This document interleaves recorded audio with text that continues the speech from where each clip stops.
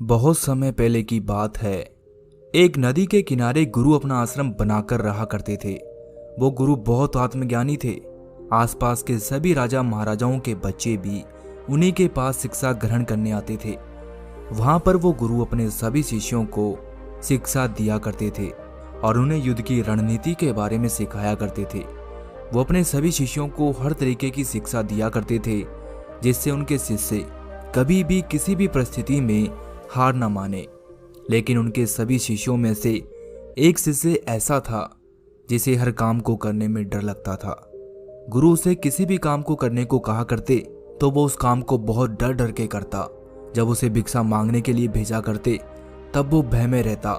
जब उसे जंगल में लकड़ी काटने को भेजते तो वो जंगली जानवरों से डर जाता।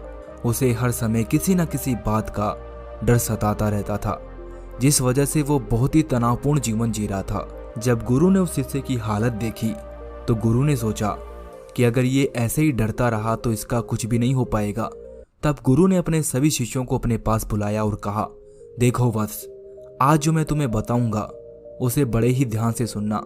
यह तुम्हारे जीवन में हमेशा तुम्हारे काम आएगी। फिर गुरु ने एक कहानी सुनाते हुए कहते हैं कि बहुत समय पहले की बात है। एक राज्य में एक बहुत ही प्रतापी राजा रहा करता था। उसकी वीरता के चर्चे बहुत दूर दूर तक फैले हुए थे। पड़ोसी राज्य के सभी राजा उससे युद्ध करने को डरते थे। लेकिन उस राजा का जो पुत्र था वो बहुत ही डरपोक और कायर था। ऐसे ही धीरे धीरे समय बीतता गया और उस राजा का पुत्र युवा हो गया। वैसे तो वो राजकुमार हर तरीके से योग्य था, लेकिन वो डरपोक भी था। लेकिन एक दिन अचानक ही राजा की मृत्यु हो गई तो रानी ने और मंत्रियों ने निर्णय लिया कि राजगद्दी पर राजकुमार को बिठाया जाए। ये सुनकर मंत्री राजकुमार के पास गया और उससे जाकर बोला कि युवराज, आपकी पिता की मृत्यु के बाद राजगद्दी पर आपको बिठाया जाएगा। मंत्री की बात सुनकर राजकुमार बोला कि ठीक है मंत्री जी, मैं राजगद्दी पर बैठने को तैयार हूँ। आप मुझे बताइए कि मुझे राजगद्दी पर कब बिठाया जाएगा।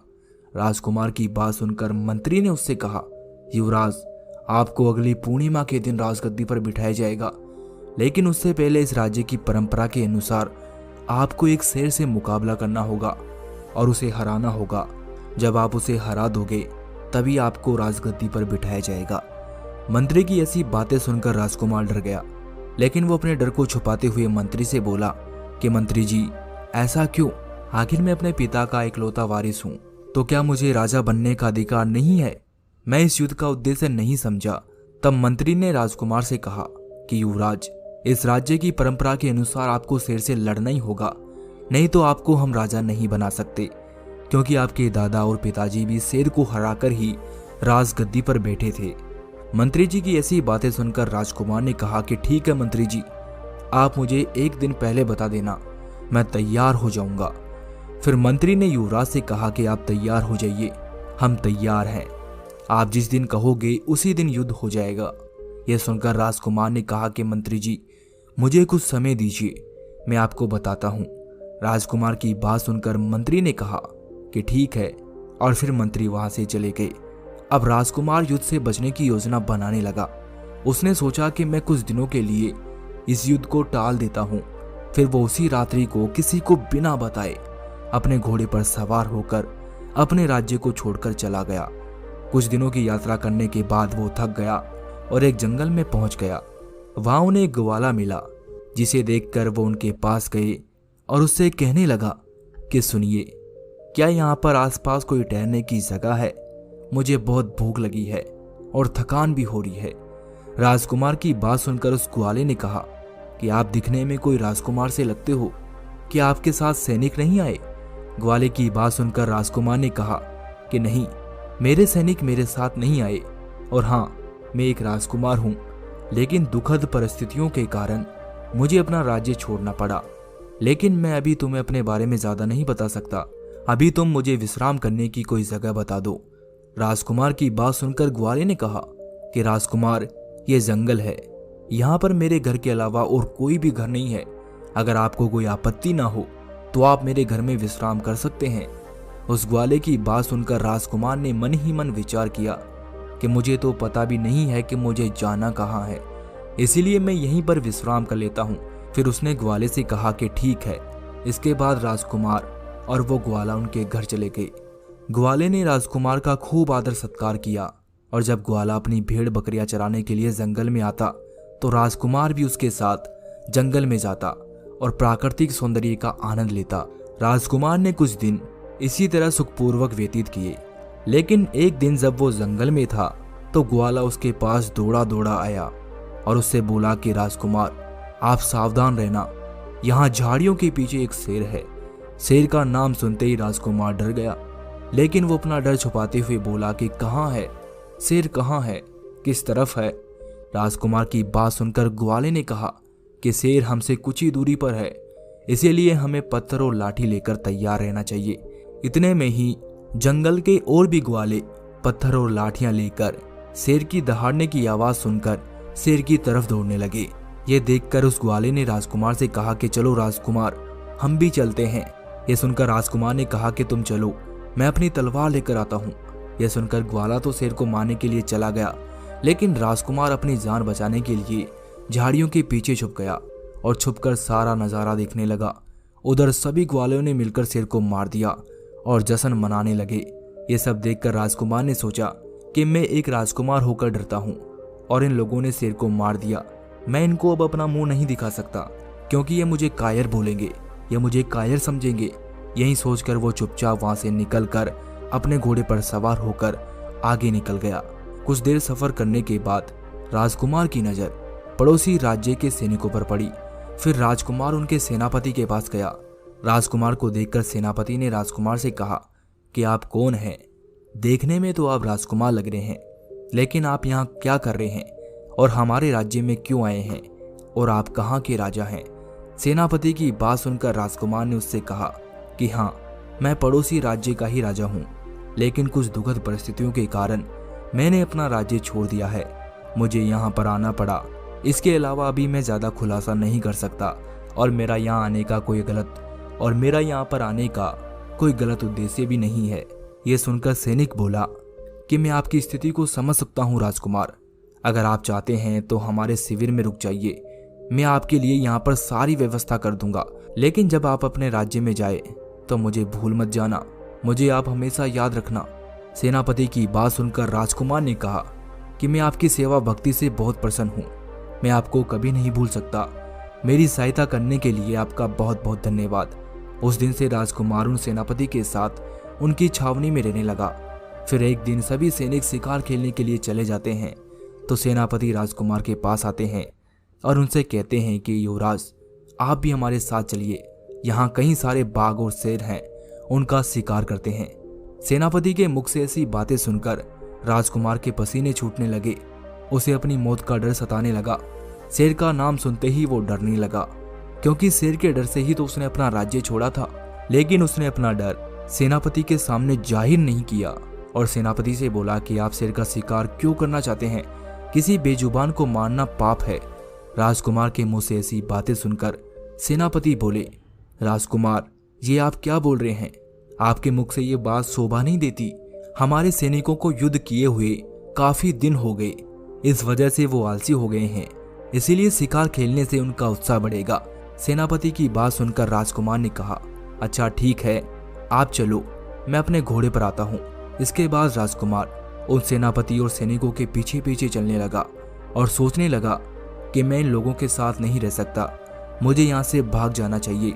मैं इन लोगों को क्या ही मुंह दिखाऊंगा?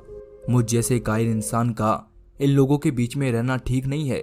और जैसे ही सैनिक और सेनापति आगे निकल गए, तभी राजकुमार ने अपना घोड़ा साइड में कर दिया और जंगल की तरफ आगे निकल गया। और कुछ ही देर बाद राजकुमार एक आदिवासी क्षेत्र में पहुंचा। वहां उसकी मुलाकात एक आदिवासी सरदार से हुई। आदिवासी सरदार ने राजकुमार को देखकर उनसे पूछा कि महोदय, आप कौन हैं? लगता है आप जंगल का रास्ता भटक गए हैं। यहाँ कई सारे जंगली जानवर हैं, आप इनसे सावधान रहिएगा। आदिवासी सरदार की बात सुनकर राजकुमार अपने डर को छिपाते हुए उससे झूठ बोलते हुए कहा कि मैं कोई रास्ता नहीं भटका हूँ, मैं पड़ोसी राज्य का राजा हूँ और दरअसल मैं यहाँ शिकार खेलने आया हूँ और मेरे सैनिक भटक गए हैं, तो मैंने सोचा कि जब तक वो नहीं आते हैं तब तक मैं आपसे मिल लेता हूँ। राजकुमार की बात सुनकर आदिवासी सरदार बहुत खुश हो जाते हैं और सोचते हैं कि राजकुमार खुद उनके कबीले में पधारे हैं तो आदिवासी सरदार राजकुमार से कहते हैं कि अगर आपको कोई आपत्ति ना हो तो जब तक आपके सैनिक नहीं आते हैं तब तक आप यहाँ हमारे साथ रह सकते हैं। इसके बाद राजकुमार उनसे कहते हैं कि ठीक है, चलते हैं। फिर आदिवासी सरदार राजकुमार को अपने घर ले जाते हैं। उस आदिवासी सरदार की एक बहुत ही सुंदर पुत्री थी, उसका नाम कामनी था। जब कामनी ने ये सुना कि उनके घर राजकुमार आए हैं तो उसने उस राजकुमार की बहुत ही अच्छी तरीके से खातिरदारी की, उनको अच्छा भोजन खिलाया। और फिर जब रात हुई तो वो राजकुमार के साथ बात करने के लिए उनके पास जा बैठी। तभी राजकुमार को एक बहुत ही तेज तरीके से दहाड़ने की आवाज़ सुनाई दी। आवाज़ को सुनकर कामिनी पीछे मुड़ी और बोली, ऐसे शोर मत मचाओ, राजकुमार नाराज हो जाएंगे। राजकुमार बड़े ध्यान से कामिनी की बात सुन रहा था। तभी राजकुमार कामिनी से बोला, आप किससे बातें कर रही है? तो कामिनी बोली, मैं अपने दोस्त बहादुर से बात कर रही हूँ, मैं भी आपको उससे मिलवाती हूँ। इतना कहकर कामिनी ने बहादुर को आवाज़ दी। तब पेड़ के पीछे से एक बहुत ही बड़ा शेर निकला और बाहर आया। जैसे ही राजकुमार ने शेर को देखा तो वो बेहोश हो गया। ये देखकर कामिनी ने सोचा कि राजकुमार को क्या हो गया, आखिर ये बेहोश कैसे हो गए। तब कामिनी ने उन्हें उठाया। राजकुमार उठे और फिर से जब उसने शेर को देखा तो वो उसे देखकर जोर जोर से चिल्लाने लगे, हे भगवान, शेर शेर बचाओ मुझे। ये देखकर कामिनी जोर जोर से हंसने लगी और बोली, राजकुमार आप एक शेर से डर रहे हैं? ये मेरा पालतू शेर है, ये कुछ नहीं करता, मैंने खुद इसे पाला है और बड़ा किया है। मैं जहाँ जहाँ जाती हूँ ये मेरे पीछे वहाँ वहाँ जाता है। इतना कहकर कामिनी ने उस शेर के सिर पर हाथ घुमाया। ये सब देखकर और जानकर राजकुमार ने कामिनी से कहा, क्या तुम्हें शेर से डर नहीं लगता? तब कामिनी ने कहा कि डर, ये डर क्या होता है? अगर आप किसी भी चीज से डरते हैं तो वो आपको हमेशा डराती रहेगी। राजकुमार मेरी बात ध्यान से सुनो, डर जैसी कोई भी चीज नहीं होती है। डर कोई ऐसी चीज नहीं है जो बाहर होती है। डर तो सिर्फ आपके विचारों में है। अगर आपको डर नहीं है तो आप डरे हुए नहीं रहोगे। इसीलिए हमें सबसे पहले अपने मन के डर को दूर भगाना चाहिए, क्योंकि असली डर तो हमारे मन के अंदर होता है। कामिनी की ऐसी बातें सुनकर राजकुमार ने उससे कहा कि अगर शेर ने आपके साथ कुछ कर दिया होता तो आप क्या करती? ये बात सुनकर कामिनी बोली, शेर क्या करता, मार डालता मुझे। अगर मार डालता तो मार डालता, जीवन में हमें कभी ना कभी तो मरना ही है, तो फिर मौत से रोज क्यों डरना? इस दुनिया में सबसे बड़ा डर मौत का ही तो होता है। अगर हम मौत से नहीं डरते तो हमारे भीतर कोई भी डर हो ही नहीं सकता।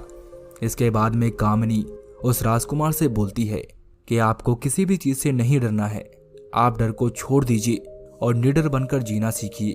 इतना कहकर कामिनी भीतर चली जाती है और राजकुमार सोचने लगते हैं कि मैं इतने दिनों से अपने डर की वजह से डरा हुआ था, शेर की वजह से नहीं।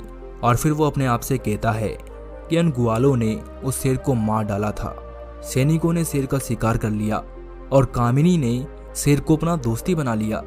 तो इसका मतलब ये है कि अगर हम डरे नहीं तो शेर तो क्या, इस दुनिया में हमारा कोई भी कुछ नहीं बिगाड़ सकता। इस बात से अनजान में एक शेर से डर रहा था। मुझे अब तुरंत अपने राज्य लौट जाना चाहिए। फिर अगले ही दिन राजकुमार अपने राज्य चले जाते हैं। जब राजकुमार अपने राज्य पहुंचते हैं तो उन्हें देखकर वहां की प्रजा और सेनापति, उनकी माता बहुत ही प्रसन्न होती है। राजकुमार सेनापति से जाकर कहता है कि युद्ध की तैयारी कीजिए, मैं शेर से युद्ध करने के लिए पूरी तरह तैयार हूँ। इसके बाद युद्ध की तैयारी की जाती है। अगले दिन ही शेर राजकुमार की तरफ दहाड़ता हुआ आगे बढ़ता है और राजकुमार भी पूरी तैयारी के साथ शेर की तरफ आगे बढ़ते हैं। जैसे ही शेर राजकुमार के पास आता है तो वो वहां पर आकर चुपचाप बैठ जाता है। ये देखकर राजकुमार सेनापति से कहते हैं, ये क्या हुआ इसे? तब सेनापति कहते हैं कि युवराज, ये हमारा पालतू शेर है। जो भी व्यक्ति इससे डरता है ये उस पर हमला करता है, और जो व्यक्ति इससे नहीं डरता ये उसके सामने चुपचाप ऐसे ही बैठ जाता है। अगर आप इससे डरते तो ये आप पर हमला कर देता, लेकिन आप इससे डरे नहीं, इसीलिए अब आप इस युद्ध में सफल हुए और आज से ही आप इस राज्य के राजा हैं। कहानी खत्म करते हुए गुरु ने अपने सभी शिष्यों से कहा कि डर हमारे भीतर होता है, डर नाम की कोई चीज नहीं होती। जितना आप डर से डरोगे डर आपको उतना ही डराएगा। इसीलिए डर का सामना करो, डर आपसे अपने आप ही डर जाएगा। और कार्य को करते रहो, या तो सफलता मिलेगी या फिर सीख मिलेगी। हार जैसा तो कुछ होता ही नहीं है। हार के डर से डरने वाले हमेशा असफल हो जाते हैं। इसीलिए अगर सफलता पानी है और जीवन में कुछ करना है तो डर को अपने मन से निकाल कर फेंकना होगा।